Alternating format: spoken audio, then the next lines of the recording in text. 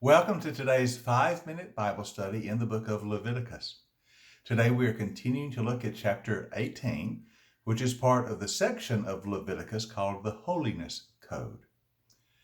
These are the instructions given to the Israelites that you are the people of God, therefore you must be holy.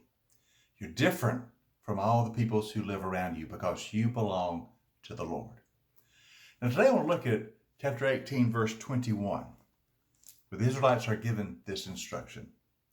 Do not give any of your children to be sacrificed to Moloch, for you must not profane the name of the Lord your God. Do not give any of your children in sacrifice to Moloch. Now Moloch was one of the idols, the false gods the Canaanites worshipped. And they were known at times to sacrifice their children in worship to Moloch. This was detestable in the eyes of the Lord. And God said to the Israelites, you are not to sacrifice your children. That is not to be done among my people. Now we understand this command quite well. And the Israelites were instructed, you must never allow this amongst you. What surprises us is not the command itself, but its placement.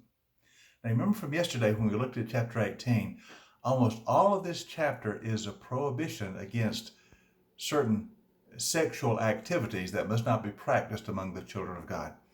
Activities like adultery, incest, etc. These are not to be done among the children of Israel. They are prohibited. And we're surprised that right in the middle of a section on prohibited sexual expressions, there's also a prohibition against child sacrifice. We understand the command, we just don't understand why it's placed here. Well, the reason is actually quite simple.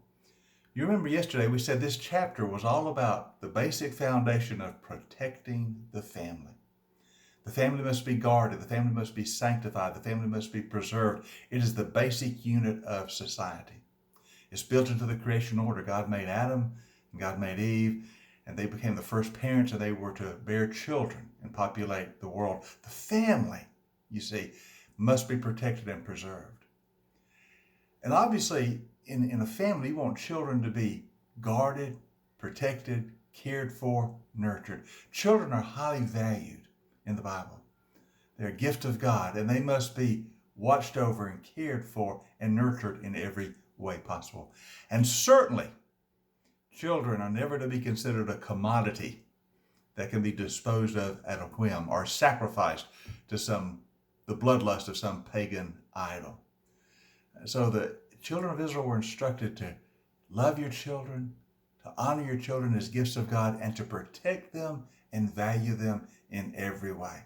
And so that's why we find this prohibition against child sacrifice in the middle of chapter 18, because the whole chapter deals with how we protect, how we sanctify, how we guard the family. You know, biblically speaking, strong families are the bedrock of society. The image of God, I believe, is somehow expressed through the family, through a well-built family, and a family that worships God all together makes for a good society. And so we find in the Holiness Code, the strong instructions of God, that the family is to be protected and defended and sanctified, because this expresses in so many ways the very image of God. It's built into the creation order. So it's a vital part of the Holiness Code. Join us tomorrow as we continue our 5-minute Bible study in the book of Leviticus.